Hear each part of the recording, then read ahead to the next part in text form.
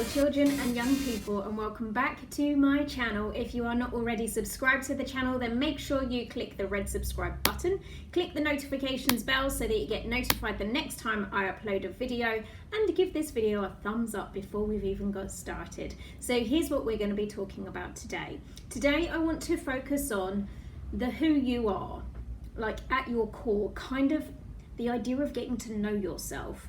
Sometimes when we go through the process of growing up or any other kind of change in our lives, but growing up is a big one, it can really cause us to question if we are being the person that we're meant to be. If you've ever had the experience of feeling like you're maybe not being quite yourself, or you're not too sure if you fit in or where you fit in, then this is the video that you need to be watching today. So let me first off tell you that throughout life there are going to be several opportunities for you to evolve and become someone brand spanking new. And that's good news, because it means that when you reach a point where you're not too sure if you fit where you are anymore, there is that opportunity for you to change that and to change who you are and how you show up in those sorts of situations. Your brain is something called neuroplastic, which means that it's bendable, things are changeable in there. You are not stuck being who you are, thinking how you think, and showing up the way that you show up in life. You can make changes, and as a result of doing so, you can change the way the entire structure of your brain is operating, so that you can forge new habits for yourself, you can start to create new, more helpful behaviors for yourself, and you can be an entirely different person if you choose to be. Whenever there is some kind of major crisis in life, this often forces us to self-reflect somewhat and to ask ourselves who it is we really are.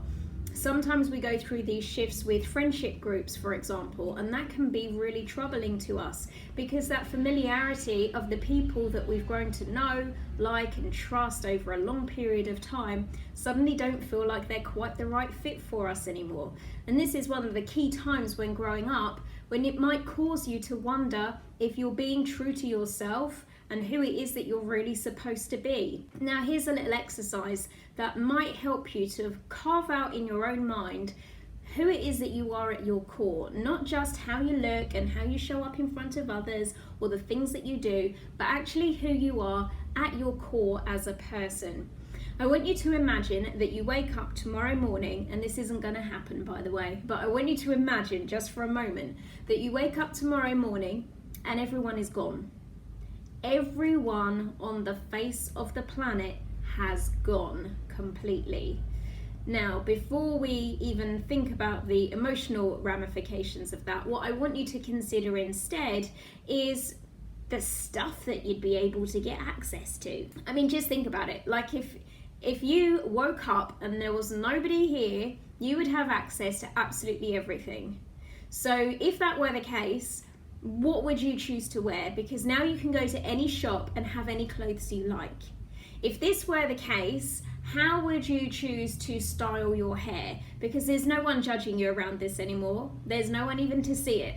What jewelry would you be wearing? What activities would you choose to do if no one was watching and you've got access to absolutely everything?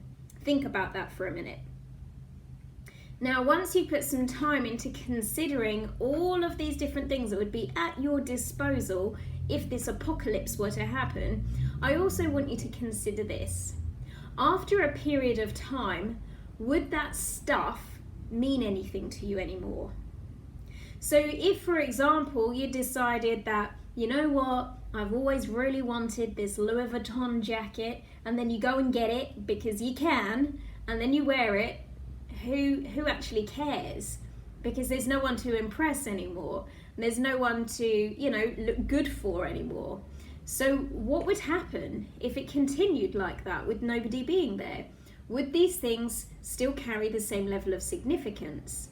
And would the things that you do still maybe float your boat in the same way that they might have done otherwise? well, the chances are that the activities you do would still give you some sense of satisfaction. So if you'd thought, you know what, I'm going to take up rollerblading, I've always wanted to do it, if there was no one on the planet to laugh at me, then I could just go get me some rollerblades and I could, practice to my heart's content.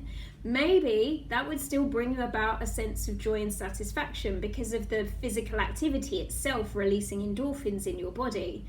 But the physical stuff, maybe they would reach a point where that stuff wouldn't be so pleasing to you anymore, because what's the point in having it? And you might even reach a point where you decide to downgrade from the castle that you'd stolen and just decide to live in a cute little cottage instead because there's a bit less cleaning to do. Here's my point. If you are not too sure who you are right now or who it is that you're supposed to be, have a think about what your options are. But what you'll probably come to the conclusion with is that keeping it simple is very often all that's required.